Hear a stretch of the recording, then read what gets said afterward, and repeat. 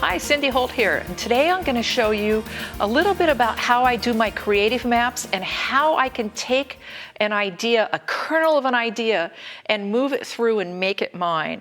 So over here on the side here, I have a bit from my creative map. I was taking a class with another artist, and she did a couple things that I had long forgotten about, and I said, hey, those are really fun. So I brought home 2 little sample earrings that I was going to use, and I put them in a very safe place, and 4 months later when I finally found them, I got to start on my creative map. So this was the first piece I made, and it was just simple strips here. And I was like, well, I like that, but I need to move it into what I do, which is pretty grungy work.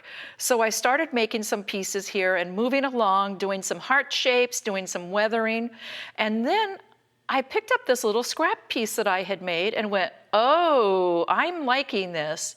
And that's where my 4 sisters came from here. I'm wearing the 4th sister here.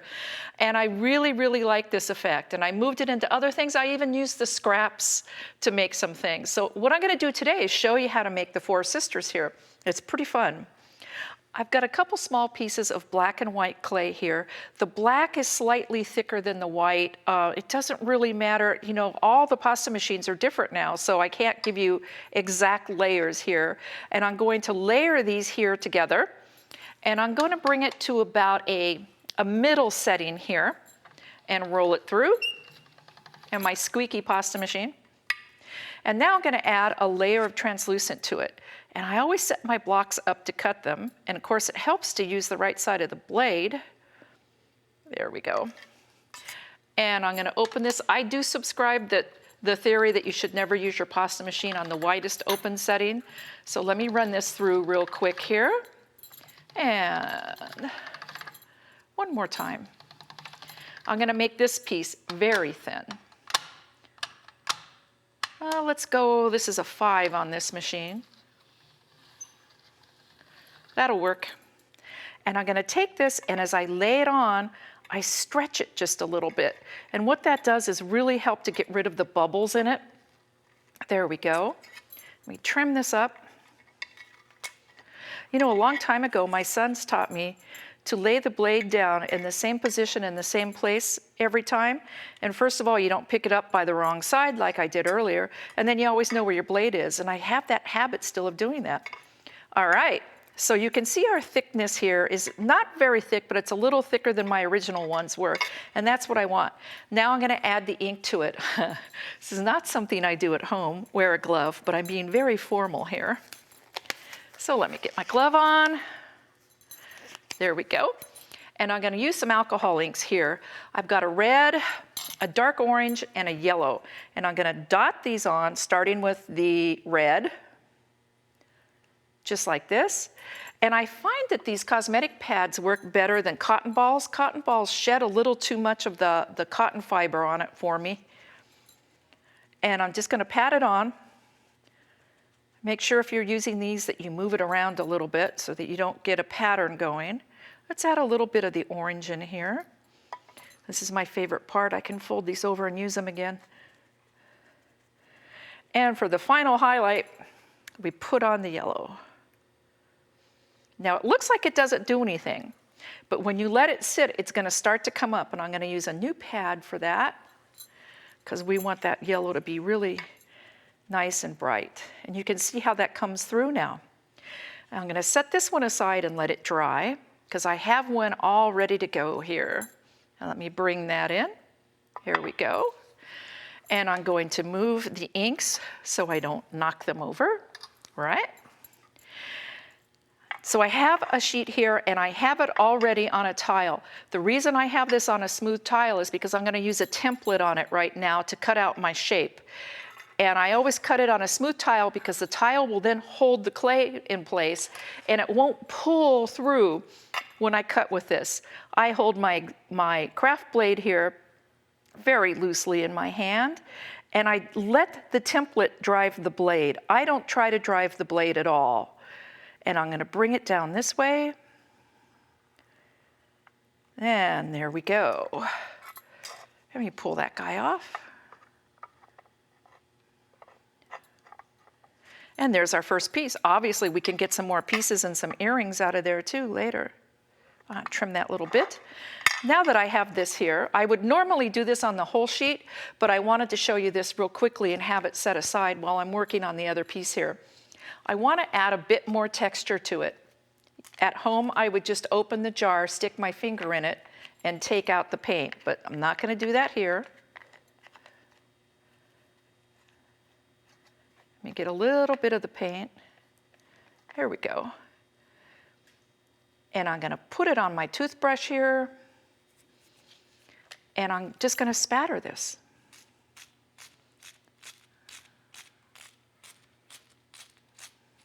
I have a feeling I'm getting more on my glove than I am on the clay. I'll do a little bit more gold and then I'll put the black on. A lot of things I tend to do the lightest color last, but on this one I kind of like to do the black last. And there we go. This not only adds an interesting texture to it, but it kind of gives you some real subtle highlights through there.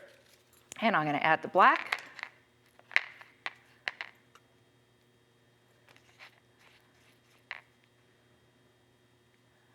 There we go.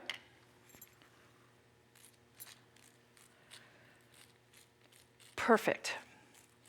Now while that dries, we're going to make the little silver bands that go across the top. Normally what I do is I texture the clay, and this is my stamp that I use. Those of you who know me know what this stamp is. And I spray it lightly with water. I put the clay on, I put a sheet of paper on it, and I put it on a hard floor surface and I step on it. And then I get my nice, perfect, even texture here. I found that by backing this with black, like these pieces are, it gives me a nice shadow effect that I really like. So I'm going to back this piece with black as well. Let's get rid of some of this here. All right. And we're going to cut some strips. And that's all we need to do is just cut a few of these strips here. And we'll set this aside. And I'm going to take the first one here, get back on there, and just kind of cut like this. And these will go on top. I can kind of press them in as I work. You can cut these at different lengths. You can cut little side pieces in here. Ah, yeah. That one might be a little long. And then once I have all these on, I'm going to use my purling tool here to add some little rivets to it. And I have my smooth sheet of clay here. I'm going to put that down. And this is a trick to using the purling tools. This is a damp sponge.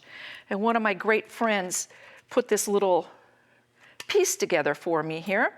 So the water on the sponge acts as a mold release so that the clay will not stick inside there.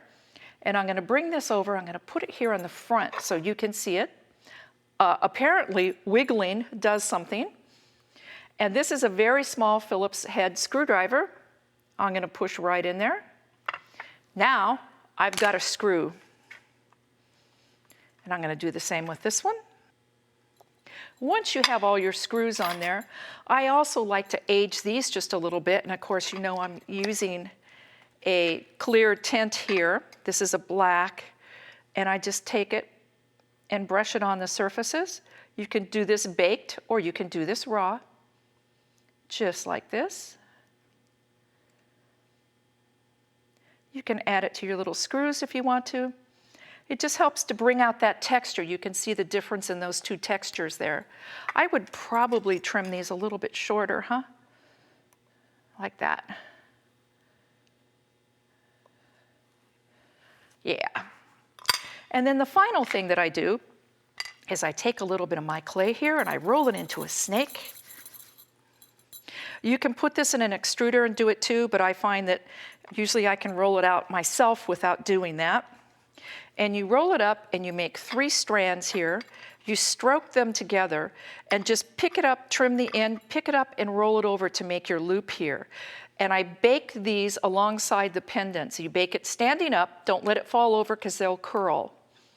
And then all you need to do, once everything is baked, is position this when you determine your top. You can glue this to the back using one of the instant gel glues. You may want to, on some of mine here, you can see that I have them on the top. And others I've integrated right into the surface of that. And you can do that because you can pop these open. Do you hear the little pop? And then just slide it on. It'd be easier to slide it onto a baked clay here. There we go. And it integrates right into your piece. So let me show you one more time because it's really interesting how this works.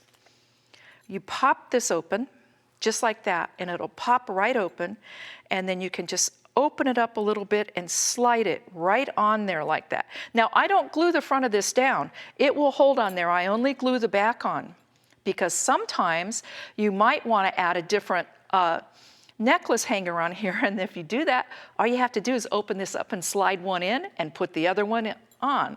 It works perfectly. And you can see the difference in the integrated one and the one that's just on top here. And I've done these in several different colors here, and let me show you. I did some green ones here because, you know, green and copper, I'm a redhead. These are my colors. And this piece I had done, and originally I had it sitting here like this. And I was looking at it and my son came out and I go, I don't like this. He goes, Mom, just turn it over. And he flipped it over and it made a huge difference. So I brought this one along because I wanted to show you, sometimes we get something done and we're like, it's not quite right. Flip it over, flip it sideways. That may be all you need to do to make it into the piece that you're happy with.